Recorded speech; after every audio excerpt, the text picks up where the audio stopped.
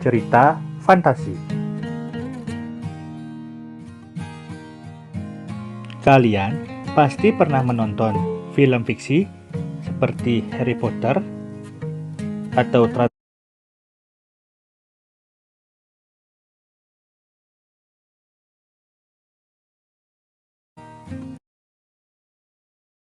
cerita fabel, cerita rakyat.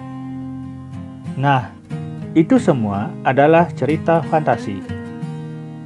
Lalu, apa sih cerita fantasi itu?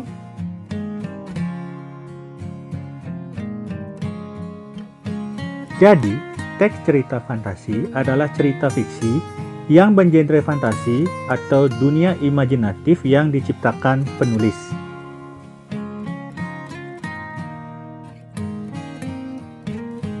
Selanjutnya, kita akan berbicara mengenai ciri-ciri umum teks cerita fantasi. Pertama, ada keajaiban, keanehan, atau kemisteriusan.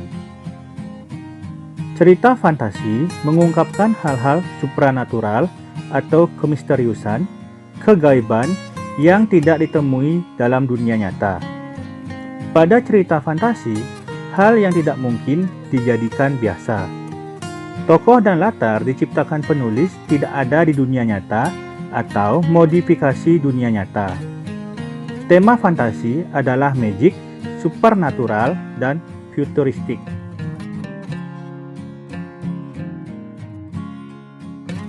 Selanjutnya adalah ide cerita.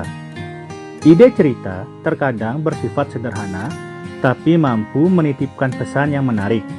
Tema cerita fantasi adalah magic, supernatural, dan futuristik. Contoh, pertempuran Komodo dengan siluman serigala untuk mempertahankan tanah leluhurnya, petualangan di balik pohon kenari yang melemparkan tokoh ke zaman Belanda, zaman Jepang, lalu ada kegelapan karena tumbukan meteor, kehidupan saling cuek dalam dunia teknologi canggih pada 100 tahun mendatang.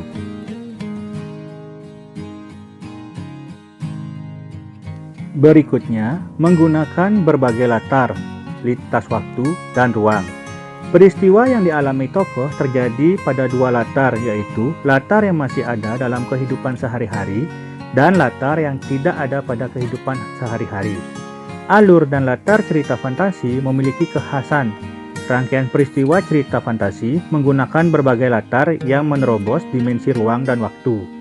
Misalnya, tokoh Nono bisa mengalami kejadian pada beberapa latar.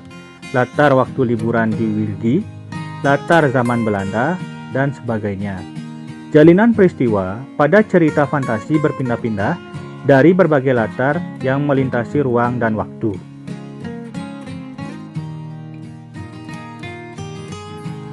Tokoh unik atau memiliki kesaktian. Tokoh dalam cerita fantasi bisa diberi watak dan ciri unik yang tidak ada dalam kehidupan sehari-hari. Tokoh memiliki kesaktian-kesaktian tertentu. Tokoh mengalami peristiwa misterius yang tidak terjadi pada kehidupan sehari-hari. Tokoh mengalami kejadian dalam berbagai latar waktu. Tokoh dapat ada pada setting waktu dan tempat yang berbeda zaman. Misalnya bisa pada waktu lampau atau waktu yang akan datang atau futuristik. Bersifat fisik. Cerita fantasi bersifat fiktif, artinya bukan kejadian yang nyata. Cerita fantasi bisa diilhami oleh latar nyata atau objek nyata dalam kehidupan, tetapi diberi fantasi.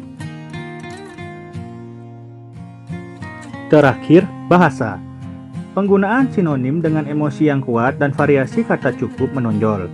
Bahasa yang biasanya digunakan dalam cerita fantasi adalah variatif, ekspresif, dan menggunakan ragam percakapan, atau bukan bahasa formal.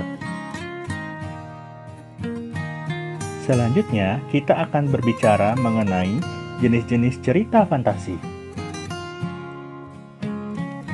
Jenis cerita fantasi berdasarkan kesesuaiannya dengan kehidupan nyata ada dua kategori, yaitu fantasi total dan fantasi sebagian atau irisan. Cerita fantasi total berisi fantasi pengarang terhadap suatu objek. Pada kategori ini, semua yang terdapat dalam cerita tidak berada atau tidak terjadi di dalam dunia nyata. Misalnya, cerita fantasi Nataga itu total fantasi penulis. Jadi, semua nama orang, semua nama objek, semua nama kota benar-benar rekaan pengarang. Sedangkan cerita fantasi irisan yaitu cerita fantasi yang mengungkapkan fantasi tetapi masih menggunakan nama-nama dalam kehidupan nyata. Menggunakan nama tempat yang ada dalam kehidupan nyata atau peristiwa pernah terjadi pada dunia nyata. Misalnya, contoh kartun Shaun the Sheep bercerita mengenai domba-domba yang hidup di peternakan. Jenis cerita fantasi berikutnya adalah cerita fantasi sezaman dan lintas waktu. Berdasarkan latar cerita, cerita fantasi dibedakan menjadi dua, yaitu latar lintas waktu dan latar waktu sezaman. Latar waktu sezaman berarti latar yang digunakan pada satu masa. Misalnya, fantasi yang terjadi pada masa kini, masa lampau, atau fantasi yang akan terjadi pada masa yang akan datang. Sedangkan latar lintas waktu berarti cerita fantasi menggunakan dua latar waktu yang berbeda. Misalnya, masa kini dengan masa prasejarah atau masa kini dengan masa 40 tahun yang akan datang. Selanjutnya, kita akan berbicara mengenai struktur teks fantasi. Yang pertama adalah orientasi. Orientasi merupakan bagian pembukaan teks yang berisi pengenalan tokoh, latar, watak, dan konflik. Contohnya, Minggu pagi yang cerah, Ardi, Handi, dan Dani berada di Candi Trowulan. Berikutnya adalah komplikasi.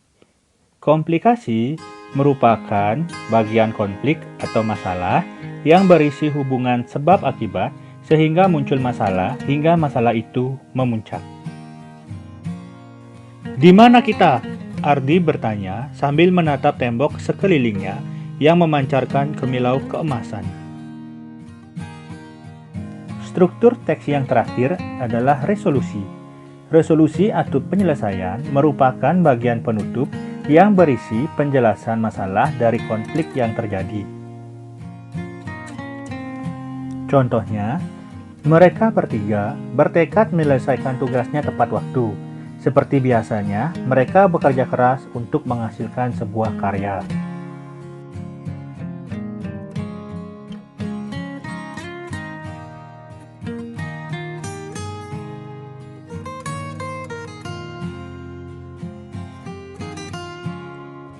Selanjutnya, kita akan berbicara mengenai unsur-unsur kebahasaan teks cerita fantasi.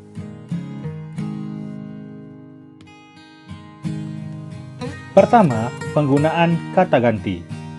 Kata ganti adalah jenis kata yang menggantikan nomina atau kata benda. Penggunaan kata ganti dalam teks cerita fantasi adalah kata ganti orang pertama, aku atau saya, dan kata ganti orang ketiga, mereka, atau menggunakan nama orang, semisal Doni dan Ersa. Contoh, mereka segera pergi ke istana. Kata mereka merupakan kata ganti orang ketiga.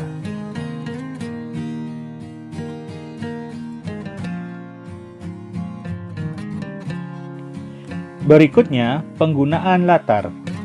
Penggunaan latar dalam teks cerita fantasi dibagi menjadi tiga, yaitu latar tempat untuk menunjukkan tempat, latar waktu untuk menunjukkan waktu, dan latar suasana untuk menunjukkan suasana. Contoh, saat tengah malam, Ratu menangis di kamarnya. Saat tengah malam menunjukkan latar waktu, Ratu menangis menunjukkan latar suasana, dan di kamarnya menunjukkan latar tempat.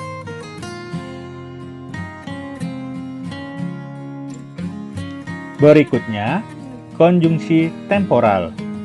Konjungsi temporal merupakan kata sambung sebagai penanda urutan waktu. Misalnya, setelah itu, ketika, sebelum, bersamaan dengan itu, lalu, kemudian, akhirnya, dan sebagainya. Contoh, setelah buku terbuka, aku terseret ke masa lampau. Kata setelah menunjukkan konjungsi temporal.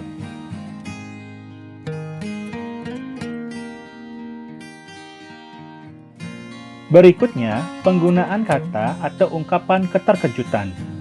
Penggunaan kata atau ungkapan keterkejutan berfungsi untuk menggerakkan suatu cerita atau memulai suatu masalah. Contoh, tiba-tiba seorang alien yang berukuran lebih besar datang. Kata tiba-tiba menunjukkan ungkapan keterkejutan.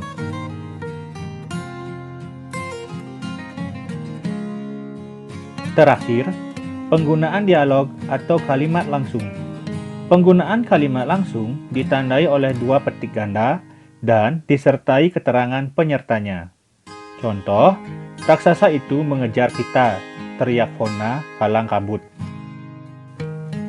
Di antara kalimat raksasa itu mengejar kita, terdapat tanda petik 2.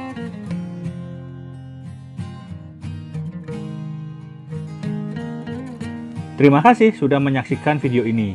Jangan lupa like, komen, dan share agar video ini lebih bermanfaat untuk kita semua.